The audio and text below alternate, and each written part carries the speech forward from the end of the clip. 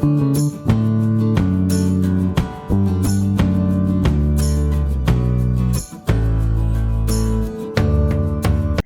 é com prazer muito grande que eu recebo hoje para conversar comigo, nesse espaço do Muda Mundo Tamo Junto, uma jovem professora da Rede Municipal de Taquara, no Rio Grande do Sul, a Priscila Renata Martins. Priscila, seja bem-vinda, obrigada por ter aceitado o nosso convite. Ai, muito obrigada. Obrigada pelo convite, estou muito animada. A Priscila foi uma indicação de uma entrevistada minha, da Jennifer, que é da rede de Campo Bom e de Taquara, né? E a Jennifer, o Muda Mundo faz parte do grupo Diversidade de Campo Bom, que reúne todas as escolas e vários professores que têm essa preocupação com esse tema tão fundamental, né, Priscila? Quando a gente fala de diversidade, a gente está falando de vida, né? Se tem um tema que é relevante, que é importante, é esse. E a Jennifer me disse, Cristo vai adorar conversar com a Priscila. Então, por isso que a gente está gravando aqui hoje, estou muito feliz. Mas, para começar, Pri, já vou chamar de Pri, né? Ai, por favor.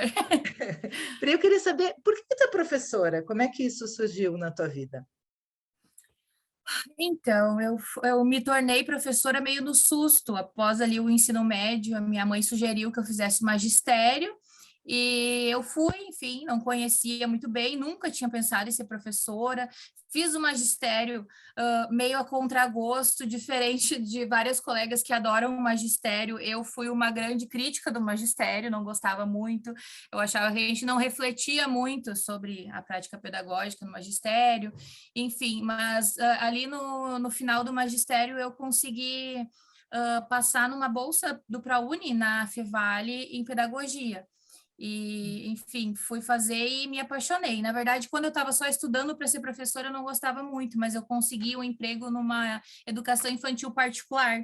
E a partir ali da minha relação com as crianças e do dia a dia, que eu fui sentindo a necessidade de aprender mais sobre aquilo e resolvi, então, ir para pedagogia. E na Fevale eu me apaixonei, assim, eu sou apaixonada pelo que eu faço. E tu consegues, na prática, tu disseste assim, que tu fazia uma crítica ao magistério, por não propor muito uma reflexão crítica, não questionar muito, talvez, as práticas pedagógicas. E agora, como professora formada, tu consegues colocar em prática, fazer essa crítica, fazer esse questionamento, inovar de alguma forma? Hoje em dia eu vejo essa reflexão como sendo o ponto mais central da minha prática como pedagoga. Acho que essa capacidade que nós, como seres humanos pensantes, temos de refletir, criticar, repensar, é o cerne da nossa profissão, porque a gente tem que... a nossa profissão, ela serve para transformar, né? Não para deixar as coisas como elas estão. Então, a partir do momento que a gente consegue refletir e pensar sobre o que a gente está fazendo, por que a gente está fazendo, eu acho que a gente consegue transformar completamente o mundo, né? Pela sala de aula. Então, hoje eu vejo isso como sendo o ponto principal da minha profissão. Foi por aí, Pri, que começou o teu interesse, pela questão da diversidade? Com certeza, através da minha prática na sala de aula, eu sempre tive uma pulguinha atrás da orelha com as questões de gênero, que é o meu foco de estudo, e na Fevale eu encontrei um professor, o professor André Luiz, disposto, né, a me ajudar nessa questão. Ele já pesquisava relações de gênero, e foi a partir dessas reflexões que eu me interessei por essa área, que eu fui atrás dessa discussão, né, sobre a diversidade, principalmente diversidade de gênero e sexualidade, e foi, com certeza, surgiu da sala de aula. Conta para a gente um pouquinho o que que tu estudas e, especialmente, o que que tu implementa na tua sala de aula a partir disso que tu pesquisa. Então, eu estudo sobre relações de gênero e isso vem, qual que é, né, a necessidade da gente estudar, do professor estar inteirado sobre as discussões sobre as relações de gênero.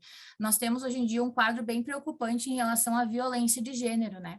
Que abarca tanto a violência contra a mulher, contra violência contra homossexuais, pessoas trans, enfim. Esse é um quadro bem preocupante e estudando sobre relações de gênero a gente percebe que esse quadro ele se reitera e ele se fortalece na medida que a gente não para pensar e refletir sobre as relações de poder ali imbricadas nessas relações de gênero. E isso começa desde muito cedo, né? A gente já generifica na nossa sociedade desde a barriga, desde o chá revelação, desde que a gente descobre o sexo da criança, a gente está ali, né? A gente está incutindo certos pensamentos, certos posicionamentos, e isso não é uma coisa natural e não é uma coisa simples também, isso serve a um propósito, né? Então, a gente refletir sobre isso, refletir sobre os papéis de gênero, sobre o que a gente espera dos meninos e das meninas, isso tem um potencial muito grande de transformar esse quadro de violência, né? Dessa desigualdade de gênero também que a gente tem no trabalho, enfim, nos estudos, né? E na sala de aula, o que eu acho que é mais essencial para o professor sobre as relações de gênero, meus alunos são muito pequenos, né? Uhum. Então, mais do que criar uma sequência didática, por exemplo, onde a gente, né, conversa pontualmente sobre as questões de gênero, claro que isso surge, de vez em quando, isso surge uma necessidade, por exemplo, aí numa brincadeira, surge um comentário, aconteceu até no ano passado, surgiu um comentário sobre um menino que ele não podia brincar com os pôneis de brinquedo, então, através dali, a gente fez toda uma discussão, uma sequência didática, para descobrir o porquê daquilo, mas o mais importante é que a gente tenha esse olhar. O mais importante é que a gente tire essas relações de gênero, umas coisas que parecem tão normais e naturais para a gente, como as meninas vão ali brincar de boneca, os meninos ficam lá brincando de carrinho, os meninos são mais agitados, as meninas são mais quietinhas, a gente ter essa capacidade de olhar para isso e questionar e pensar, será que isso é natural mesmo? Será que eles nasceram assim? Ou será que a gente ensina dessa forma? E ensinando dessa forma, quais serão as implicações disso depois para a nossa sociedade, né? Na vida adulta, na adolescência deles e na sociedade como um todo. O que isso causa, né? Porque cada ação gera uma reação. Então, eu acho que na sala de aula, para o professor, o mais interessante é que a gente tenha uma lente de gênero, que a gente seja capaz de olhar para uma situação e perceber essas relações de poder ali, né? Não é só uma brincadeira, eles estão representando algo com aquilo, né? Eles estão querendo dizer algo, e a gente tem a oportunidade de fazer intervenções com as crianças no sentido de desconstruir essas coisas tão dadas, né? Esses padrões tão bem estabelecidos em relação às relações de gênero na escola. Esse é um movimento bastante desafiador, eu acho, né, Priscila? Porque tu mesmo disseste, isso é um cimento, né? Assim, ele está assim, a gente se constrói dessa forma, e eu acho que, infelizmente, ainda há pouca reflexão sobre isso que está tão naturalizado. Não, as meninas vão brincar de boneca, os meninos vão brincar de carrinho, os meninos vão usar azul, as meninas vão usar rosa. E como a escola, e não é por mal, não é porque isso está já naturalizado mesmo, acaba reproduzindo e reforçando isso, que é uma coisa muito violenta, né? Porque meio que divide o mundo em dois, né? E o mundo, ele não é assim, né? Como tu disseste, a gente não nasce assim, as coisas não são assim. Qual é o movimento necessário e como é que tu percebes, por exemplo, em relação aos teus colegas, né? Porque tu está estudando isso, tu está apropriada desse tema, mas não é todo mundo. E tem muita gente que vai dizer assim: nossa, eu nunca tinha pensado nisso. Ah, o menino pode brincar de boneca? Sim, ele pode. Talvez ele até seja heterossexual, mas ele vai ser pai, né? Então, Com ele pode brincar de certeza. boneca, ele pode tudo, na verdade, né? Como Uhum. é que tu trabalha com os teus colegas? Como é que tu vê esse movimento, esse envolvimento? Porque, assim, tu é uma pesquisadora, tu é uma estudiosa, tu vai te apropriando, e isso é um processo, né? A gente aceitar que, às vezes, a gente não sabe muito bem por onde o tema passa. Como que tu trabalha isso com teus colegas, com as famílias? Como é que é isso?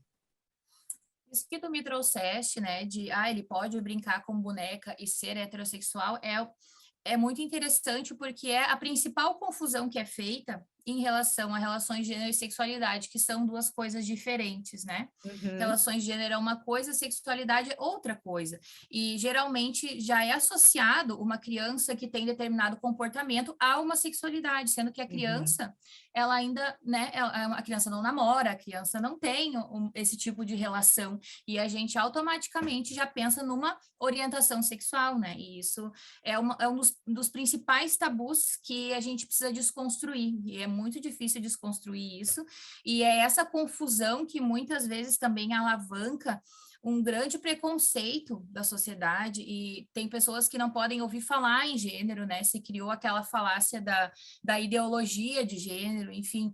E então, nesse tempo atual, está sendo cada vez mais difícil conseguir acessar as pessoas para tratar desse assunto. Eu acho que o maior desafio é fazer as pessoas perceberem, fazer meus colegas, né, a sociedade como um todo, que nós possamos, como sociedade, perceber qual é a importância de se tratar disso. Porque o que acontece? A gente vê a situação violenta de gênero e a sociedade como um todo se revolta contra aquilo, mas não percebe a relação que isso tem com o jeito que a gente ensina as crianças lá na primeira infância. Enquanto a gente continuar não refletindo sobre essas relações de gênero na infância, por exemplo, a gente vai continuar criando uma sociedade que possibilita que esse tipo de violência seja naturalizada e que a cultura do estupro aconteça e que as coisas aconteçam dessa forma, né? Então, se a gente se apropriar dessa discussão de gênero, o que é gênero, o que isso quer dizer, o que é repensar essas relações, né? No que isso consiste, o que a gente vai conseguir através dessa reflexão, através desse conhecimento. Se a gente puder fazer esse link, eu acho que vai ser mais fácil um diálogo, né? Porque é natural que o que é diferente cause, né, uma certa resistência, mas também faz parte a gente pensar no nosso papel como educador. Se a gente pensar que o nosso papel como educador é chegar na escola, passar o conteúdo e ir embora, realmente não faz sentido a gente se apropriar dessa discussão, né? Mas se a gente olha para a gente ver a nossa profissão como um agente de transformação, se nós nos vemos como agente de transformação da sociedade, a gente sim precisa se apropriar desse discurso, se apropriar desses estudos, assim como das relações étnico-raciais, né, que é o foco de estudo da Jennifer, né, minha colega que me indicou, querida. A gente precisa, a gente não pode mais se isentar em relação a essas discussões, porque a gente tem um papel fundamental, né, na transformação da sociedade. E quando a gente conversa, enfim, várias pesquisas que citam pessoas homossexuais e como era a infância, a escola é sempre o lugar de sofrimento, né? Também a escola sempre é o lugar onde sofriam, onde o bullying acontecia.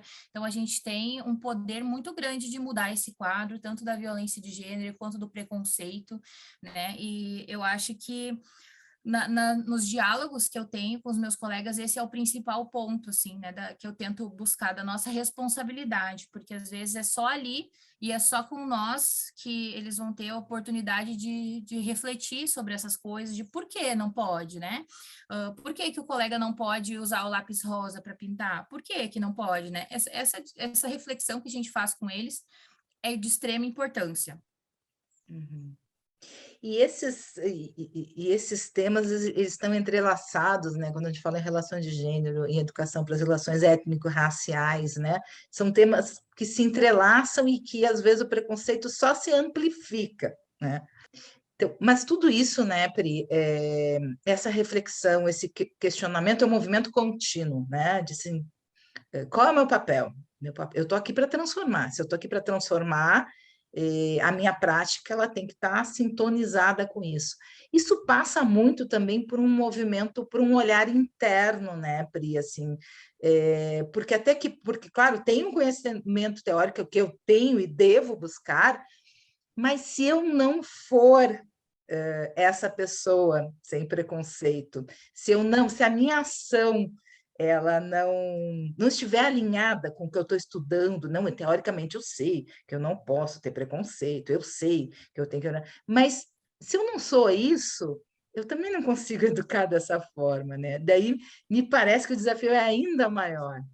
É ainda maior, com certeza. Acho que um desafio muito grande é nós nos compreendermos como seres preconceituosos, né? A gente Uhum. vive numa sociedade preconceituosa. Então, acho que o primeiro passo é a gente admitir que a gente foi gerido nessa sociedade cheia de preconceitos, que muitos deles a gente leva conosco, né? E assumir o compromisso de buscar aprender, né? Buscar aprender sobre o que a gente não sabe, antes de, muitas vezes, criar opiniões, né, preconceitos, a gente buscar conversar, buscar entender, né, mas realmente,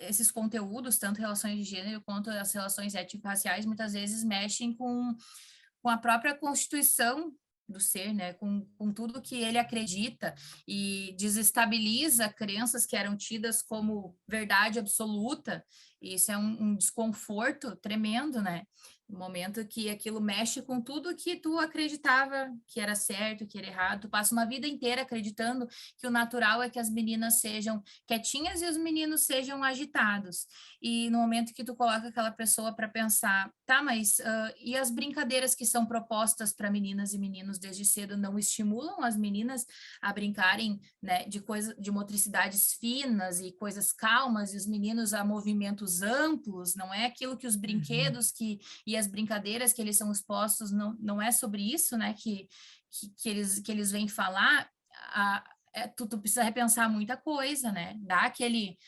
Mas no momento que tu expande, a mente que se expande, ela não retorna ao Ah, tamanho isso é normal, ao verdade. tamanho que ela estava antes, né? Então, o momento que a gente cria aquela pulguinha atrás da orelha, aquela vontade de parar para pensar, mas por quê? Será que é natural? Será que é construído? Né? Será que a gente pode fazer algo quanto a isso? Enfim, no momento que a gente coloca aquela pulguinha atrás da orelha, a gente começa a repensar certas coisas, né? Quando as coisas a gente reproduz, né, como professor ou mesmo como mãe, como pais, né, de os meninos não podem levar desaforo para casa, tu apanhou, então vai lá e bate, senão tu não é homem. Menina, senta direitinho, fecha essas perninhas, se não é jeito de menina sentar. Quanta coisa naturalizada que a gente tem que romper. Menino não chora, né? É, menino E não daí a chora, gente imagina. Daí a gente cria uma geração de homens que não conseguem expressar os seus sentimentos, enfim, a gente sabe que a maior taxa de suicídio é entre os homens, né? Enfim, a gente cria como sociedade uma série de problemas por esses estereótipos, né, tão enraizados. Uhum. É que parecem, né, assim, umas coisas tão pequenas, mas que Inocente. inocentes, mas que fazem muita diferença. Pri, tu tens um Instagram também, um Instagram pedagógico. Como, É. fala um pouquinho dele, qual é a ideia? É poder contribuir também com outros professores? Por que que ele foi criado? Hoje em dia já é bem mais comum as profs terem os seus Instagrams pedagógicos, né? Mas é que no começo eu postava muita coisa da minha sala de aula no meu Instagram pessoal. Atividades que eu fazia com os meus alunos, e eu pensava, nossa, mas tem muita gente que não quer ver isso, né? Os meus amigos ali não estão interessados. Enfim, daí eu criei um outro Instagram onde eu colocava as atividades que eu fazia, reflexões pedagógicas, enfim, sobre alguns temas que surgem. E hoje em dia tem uma grande rede de professores no Instagram que trocam ideias, que trocam, né, Uhum. opiniões, que discutem, e foi lá que também eu tive contato com as discussões sobre alfabetização, então é um ambiente bem legal. O meu Instagram pedagógico é @praxispedagógica. Trouxe também o conceitinho do Paulo Freire ali no nomezinho do Instagram, e lá, enfim, eu posto sobre o meu dia a dia na sala de aula, eu sou uma professora alfabetizadora, adoro criar recursos didáticos, então, e também às vezes trago essa discussão sobre a diversidade, que é, para mim, o ponto alto, assim, da minha prática e da minha profissão, e ser capaz de refletir sobre essas questões. A gente precisa de professores que sejam capazes de disseminar essas discussões também na Uhum. escola, né? Porque às vezes a gente, como a Jennifer, né? Eu, a Jennifer, somos uma em grandes escolas que vem trazer à luz essas discussões, né? Que trazem isso para a pauta, e são muito importantes essas micro-revoluções que a gente consegue fazer dentro do espaço escolar. E o Instagram, ele é uma plataforma muito boa para a gente difundir, para a gente disseminar isso entre os pares. Então, é um lugarzinho que eu gosto de me dedicar também.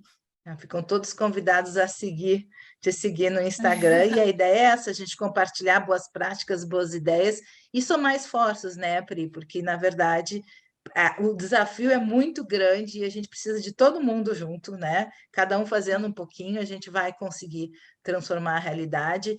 E acho que importante também é não ter uma humildade, saber que, olha, esse assunto nunca ouvi falar, nossa, eu achava que era assim, é de outro jeito. Quanta coisa a gente está diariamente aprendendo, né? E vamos lá, vamos buscar, né? A gente está A aqui. vontade de aprender, né? É a melhor coisa, a humildade, saber que a gente não sabe de tudo, a gente nunca vai saber de tudo.